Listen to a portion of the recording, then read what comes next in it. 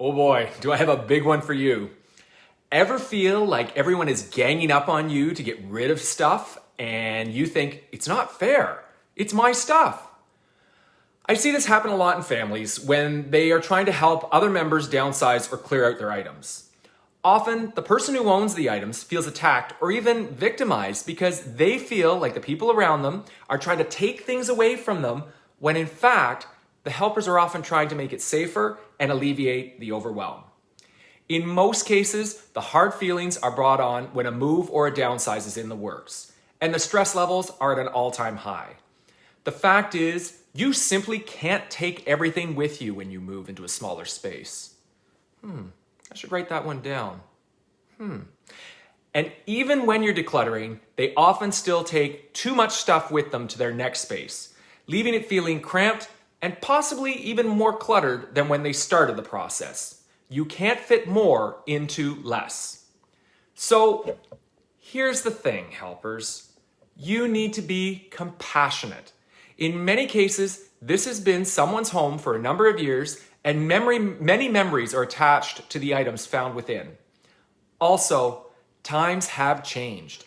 At one time, it was more expensive and harder to find some of the items they have collected.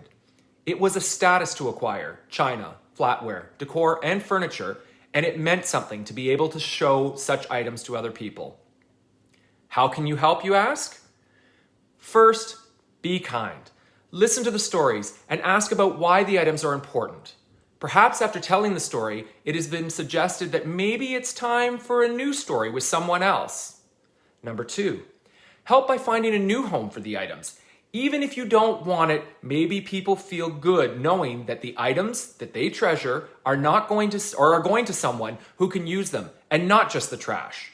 You might even be able to sell some of the items. Number 3, don't feel obligated to take everything you are offered. You cannot make someone else's clutter or accumulation your problem. You are allowed to say no thank you. That said, in some cases, it might be better to take the item with you away and find a new home for it on your own. Number 4, remember, your level of too much is not the same for the next person. So be respectful as long as it's not doing harm or impeding someone from living safely in the space. Then maybe it's best just to leave some things alone. And number 5, finally, call in the experts. Sometimes you're just too close to the situation and there will be no ground gained by going to battle against a loved one.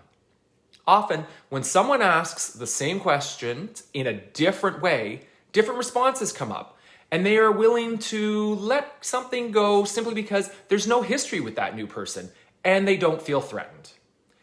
Is there more to this story? You bet. Remember, in certain cases, people come from a lot less affluence than what we experience today. So if you seem to feel like you are being very casual or disrespectful towards the things which they worked so hard to acquire, they may feel disrespected. And as a result, they may dig in their heels and will not let you see any kind of progress that you hoped for. On the flip side, when you are feeling attacked, remember that your loved ones are often only wanting what is best for you, so they really are just trying the best they can. Not everyone is a conflict resolution specialist, so try and see it from all sides. Accepting the help of others can be hard, but choosing to see this as a positive step forward will only help you to find contentment in your surroundings sooner than later.